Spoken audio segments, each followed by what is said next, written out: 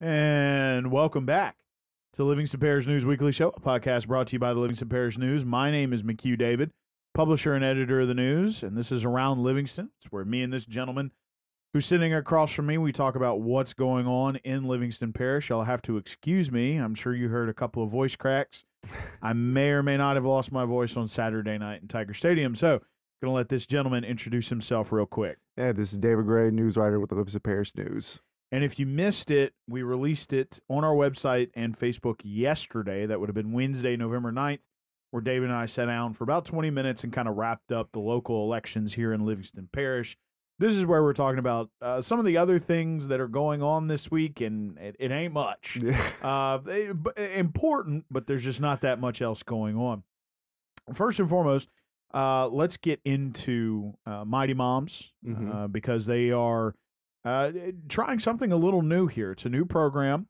In the past had been mostly focused on kids. As I understand it, this new program is focused mainly on family. Yes, yeah, that's a good way to put it. This is their Feeding Young Minds program, and it's actually the same name of another program that they had a few years ago that had to stop because of COVID, where they would give after school snacks to kids at libraries, that sort of thing. There wasn't really much to other than providing snacks to these kids.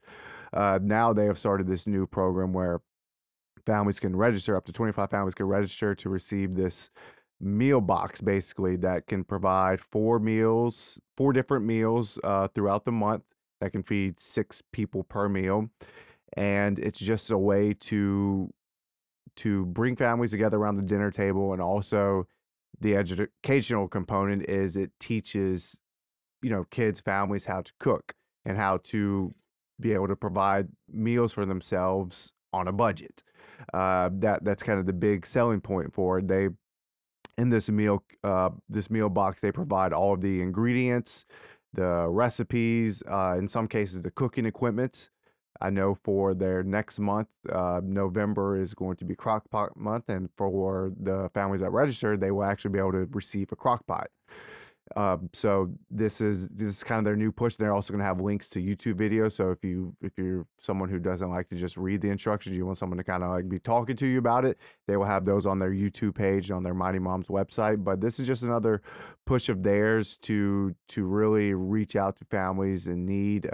We know Mighty Moms, their full tummy project that they feed 600 kids a week in the schools by providing them weekend meal bags for kids who don't have any other sources of nutrition other than the school provided lunches. So this is another push of theirs, and this, like I said, this one is really focused on the family because they want to bring people together around the dinner table. And not only is this something that is for impoverished families, this is something that rich families, families that have better means can still use, because they can come around the dinner table. Some of these boxes they'll have little games in there, conversation starters, different themes. So that's really the push of this one. This is one of their more unique pushes that Mighty Moms has had in the last 10, 11 years. Sure. And going to be interesting to see how many people sign up for that program, because that's kind of interesting. I mean, crock-pots are pretty cool. Yeah. And they save my family more often than not, and so they're very a lot of utility there. Yeah. So the fact that they're giving them out as well as having recipes, that's really cool. Moving on, like we said, it's going to be a short show. The other thing, you got to join Rob out at Denham Springs High School versus Walker, so a rivalry game. But the big thing here was return home. Yes, Denham Springs got to have at least one game, and of course, it's fitting that it was Walker at their new stadium here on campus. We're going to be talking with Rob about the game later. Tell us a bit about the atmosphere. Yeah, I mean, that was well, first of all, thought it was going to rain all day, so that was kind of annoying. I got there around 5, and I mean, you had some tents set up around campus. Part of the parking lot was filled because, I mean, you just had people wanting to get in there. This is something that was supposed to be done in September, got delayed. It was supposed to be done for homecoming. The bleachers didn't come in time. You weren't really sure if they were going to have a season. And the last week was just kind of this mad dash to finish it all. I forget who it was. One of the school's Facebook pages announced preemptively, I guess you could say, that it was all official when it actually hadn't been official yet, because you had fire marshal has to give their approval, city inspector has to give their approval, and they had meetings throughout the week where they would come by and say, okay, fix these things, we'll come back and check again. So it was kind of it was up until the last minute, and I believe it was the school board meeting, which school board meets on Thursdays, and in the evening when Mr. Cecil Harris said they had just received the final approval for it. So like, I mean, it was 24 hours out from the game when they got that last approval, and I believe that the crews were going to be working. I think they worked until noon on Friday too to get some stuff done. So I mean, it was they were pushing it to finish, but once everyone was in there, you could just tell that there was a different atmosphere in that stadium.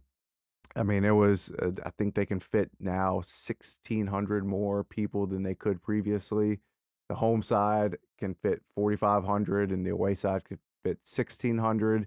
And I believe Mr. Harris said before it could fit 4,500 total. So, and the, new lights, new turf, the playing surface is designed in a way that it drops the temperature by like 20 degrees. So, I mean, in South Louisiana, that is very beneficial because those fields get hot especially when you have that turf that has those black rubber pellets in there. I mean, it gets hot. So, and I know that they were able to, it's the same thing that the baseball and softball fields have, and the football team practiced on the baseball field during their spring, and they were talking about how much cooler it was.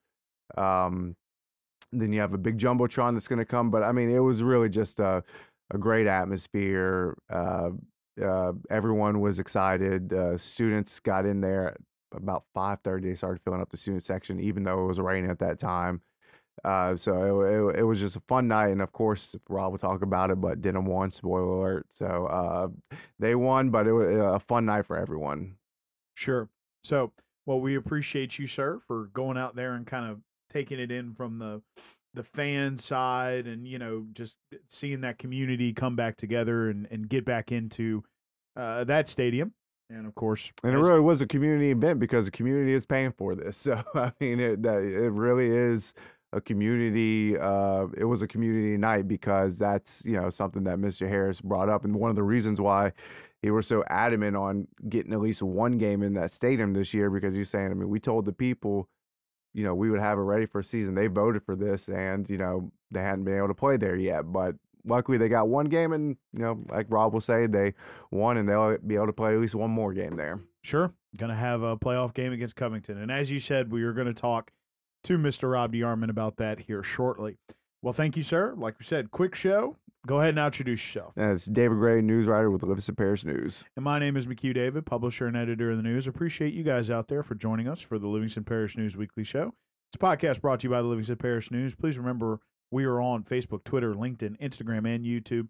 Once a week in print on Thursdays at $7 a month to get that in your mailbox. We're also online, www.livingstonparishnews.com. We appreciate you joining us, and we'll see you next time.